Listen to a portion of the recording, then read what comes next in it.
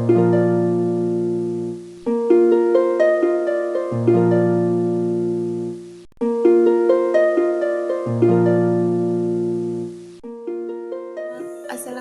warahmatullahi wabarakatuh. Perkenalkan, nama saya Siti Mariama dari Fakultas Ekonomi Prodi S1 Akuntansi Universitas Malahayati. Di sini saya akan menjelaskan tentang faktor-faktor yang mempengaruhi pertumbuhan ekonomi di Indonesia.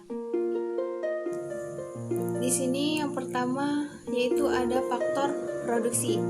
Faktor produksi adalah segala sesuatu yang digunakan untuk menghasilkan barang dan jasa dalam rangka menambah manfaat suatu barang dan atau jasa.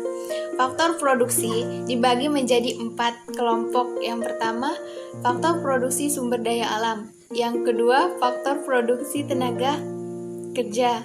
Yang ketiga, faktor produksi modal. Yang keempat ialah faktor produksi kewirausahaan.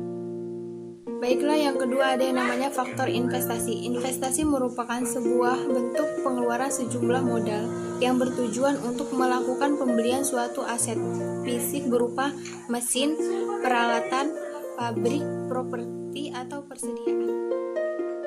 Ketiga, ada yang namanya faktor perdagangan luar negeri atau internasional dan neraca pembayaran.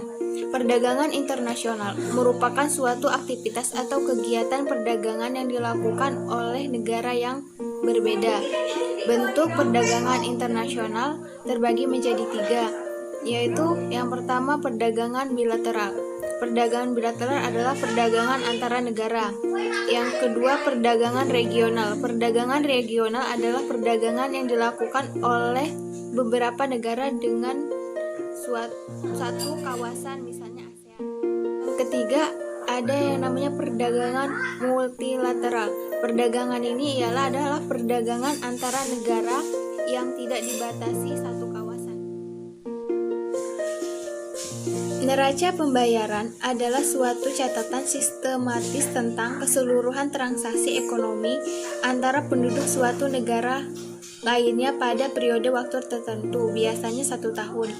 Nah, yang keempat ada yang namanya kebijakan moneter dan inflasi.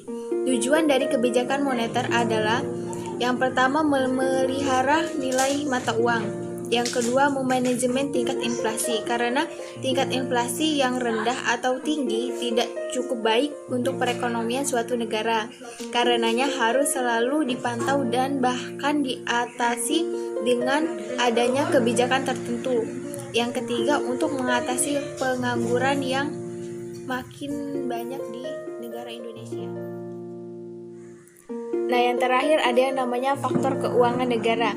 Kebijakan keuangan negara meliputi kebijakan pendapatan negara, termasuk kebijakan di bidang perpajakan, kebijakan belanja negara, termasuk kebijakan di bidang keuangan daerah, dan kebijakan pembiayaan. Sekian penjelasan dari saya. Wassalamualaikum warahmatullahi wabarakatuh.